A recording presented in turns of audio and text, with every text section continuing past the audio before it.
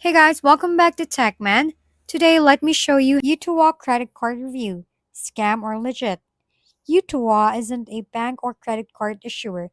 It's actually a financial news and comparison site that offers free reviews and product recommendations, directing you to official bank websites to apply. They claim they never charge fees themselves. While Utua is legitimate, scammers have misused its name online. On Reddit, men reported fake Utua branded credit card or loan offers through social media or unsolicited messages. If you're simply on utua.com, reading articles, taking quizzes, or getting free advice, that's real. But if someone promises to issue you a Utua card in exchange for an upfront fee or personal details, that's a scam. Remember, legit credit card issuers never charge you to just issue a card. Always make sure you're on the bank's official site before applying.